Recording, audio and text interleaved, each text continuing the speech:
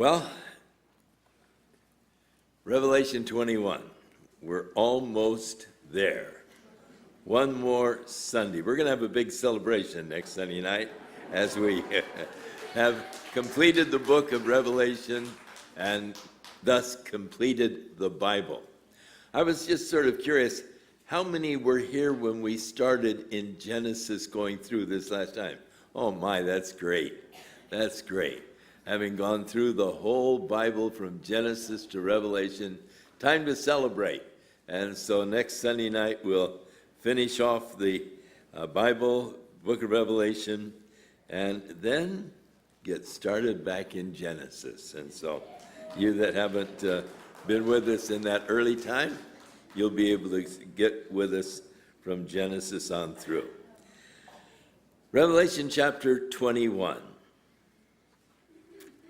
I saw a new heaven and a new earth. For the first heaven and the first earth were passed away, and there was no more sea.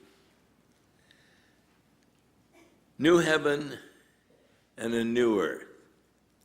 David in Psalm 102 said, "O my God, take me not away in the midst of my days. Thy years are throughout all generations. Of old you laid the foundation of the earth, and the heavens are the work of thy hands. They shall perish, but you shall endure. Yea, all of them shall wax old like a garment. As a vesture you shall change them, and they shall be changed." Our universe is gradually winding down. The sun is losing 1,200,000 tons of mass every second. At this rate, in 10,000 years, the sun will not have enough energy to support life on the earth. Don't worry about it. But the whole universe wound up originally like a clock, slowly winding down. And of course, we have seen stars go into supernovas and sort of disappear. The Bible tells us that one day the whole universe is going to go through a meltdown. In 2 Peter chapter 3, he wrote, "But the day of the Lord will come as a thief in the night, in the which the heavens shall pass away with a great noise, and the elements shall melt with fervent heat. The earth also and the works that are therein shall be burned up. Seeing then that all these things shall be dissolved, what manner of persons ought ye to be in all holy manner of living and godliness, looking for and hastening unto the coming day of God, wherein the heavens being on fire shall be dissolved, and the elements shall melt with a fervent heat. Nevertheless, we, according to his promise, look for new heavens and a new earth wherein dwelleth righteousness." And that seems to be where we are in Revelation 21. This is after the millennial reign of Christ on the earth, after the great white throne judgment, and then as you're progressing along, I saw a new heaven, a new earth, for the first heaven and the first earth were passed away, and there was no more sea. Isaiah wrote, Isaiah 24:19, "The earth is utterly broken down. The earth is clean dissolved.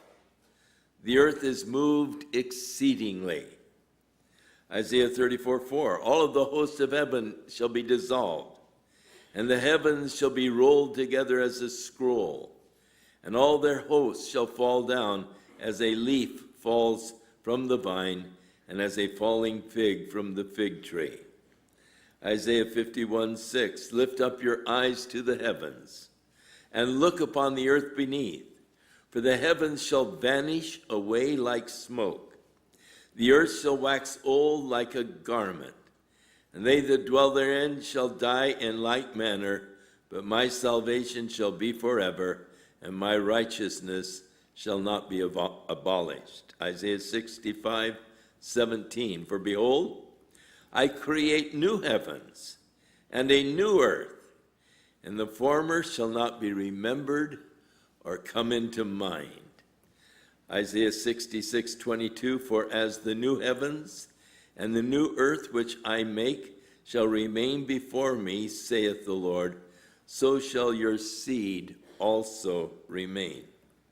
Matthew 24:35, Jesus said, heaven and earth shall pass away, but my words shall not pass away. So this universe is going to be discarded. Now, no problem for God. As he spoke the universe into existence, God said, let there be light, and there was light. And God said, let the firmament and so forth, and he spoke this world into existence. He can just as easily speak it out of existence and speak into existence a whole new heaven and earth, a whole new universe. That's how great our God is. And so this tells us that this is actually going to happen. I saw the new heaven and the new earth. The first heaven and the first earth passed away, no more sea. And I, John, saw the holy city, the new Jerusalem, coming down from God out of heaven, prepared as a bride that is adorned for her husband. The church is referred to as the bride of Christ. And in heaven, at the rapture of the church, they will have the marriage supper of the Lamb, as Jesus takes his bride as unto himself.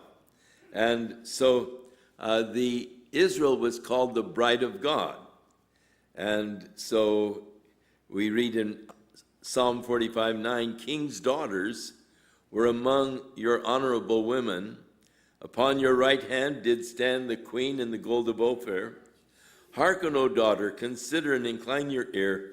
Forget not your own people and your father's house, and so shall the king greatly desire your beauty, for he is your Lord. Worship him. And the king's daughter is all glorious within, and her clothing is of wrought gold. And she shall be brought unto the king in raiment of needlework, and the virgins, her companions that follow her, shall be brought unto thee. Isaiah wrote in 61:10, I will greatly rejoice in the Lord. My soul shall be joyful in God, for he hath clothed me with the garments of salvation. He has covered me with the robe of righteousness, as a bridegroom decks himself with ornaments, and as a bride adorns herself with jewels. Paul wrote to the Galatians 4:25, for Hagar, that is Mount Sinai in Arabia, and answers to Jerusalem, which now is, and is in bondage with all of her children. But Jerusalem, which is above, is free and the mother of us all. The new Jerusalem, John sees it descending from God out of heaven. As we get into the next chapter, it would seem that the new Jerusalem may indeed be a